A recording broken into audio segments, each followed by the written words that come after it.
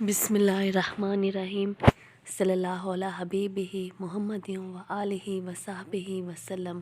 السلام علیکم۔ سورہ نوح کی آیتیں ہیں، بہت امپورٹنٹ ہیں۔ نوح علیہ السلام اپنی قوم کو کہا کرتے تھے کہ اے میری قوم کے لوگوں، اللہ سے استغفار کرو، اللہ تعالیٰ سے معافی طلب کرو، اللہ پاک معاف کرنے والے ہیں، اللہ پاک آپ کو بار بار معاف کریں گے۔ آپ اپنے گناہوں کی معافی مانگو، اپنے گناہوں پہ شرمندہ ہو اور اللہ پاک سے بار بار معافی مانگو اور اللہ پاک آپ کو بار بار ہی معاف کریں گے۔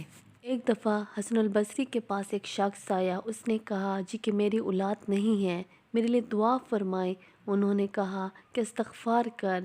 ایک شخص آیا، اس نے کہا کہ میرا بزنس ڈاؤن ہو گیا ہے، میرے رزق کے دروازے بند ہو چکے ہیں، میرے پاس کوئی بھی ایسا وسیلہ نہیں، مجھے کوئی نصیحت کریں، کچھ بتا دیں کہ میں کیا پڑھوں کہ میرے لیے رزق کے دروازے کھل جائیں۔ تو پھر انہوں نے کہا کہ استغفار کرے۔ ایک اور شخص آیا، انہوں نے کہا کہ میں اپنی وائف کے حوالے سے بہت پریشان ہوں، ہمارے مسئلے چل رہے ہیں، ہمارے کچھ ایشو چل رہے ہیں۔ انہوں نے کہا کہ آپ استغفار کا ورد شروع کر دیں۔ اس طرح ایک اور شخص آیا، اس نے کہا کہ میرے باغات تھے، ان میں پھل نہیں آ رہا، میرے لیے دعا فرما دے۔ انہوں نے کہا استغفار کر۔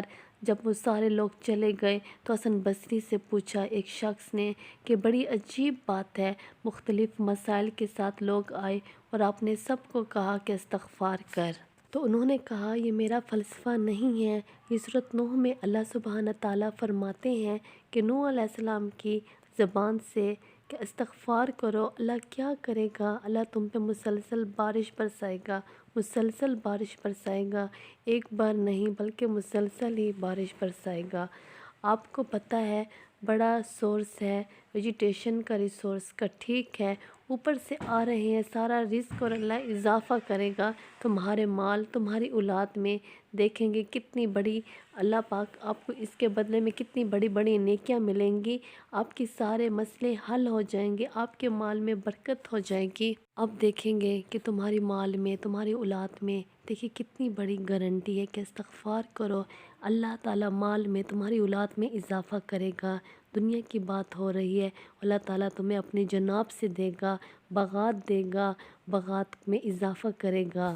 آپ اپنی زندگی سے بہت مایوس ہیں، بہت نا امید ہیں، جب آپ کو کوئی بھی راستہ نظر نہیں آتا کہ آپ کس طرف جائیں گے، ہر طرف سے آپ کو ناکامی ہے، پریشانی ہے، آپ دن رات عبادت کرتے ہیں، وظائف پڑھتے ہیں، ذکر کرتے ہیں، لیکن پریشانیوں سے نکلنے کا کوئی بھی راستہ نہیں۔ آپ سکون چاہتے ہیں، خوشیاں چاہتے ہیں، اپنے مقصد میں کامیابی چاہتے ہیں، تو پھر بھی آپ کو کچھ بھی حاصل نہیں، تو آپ استغفار پڑھنا شروع کر دیں۔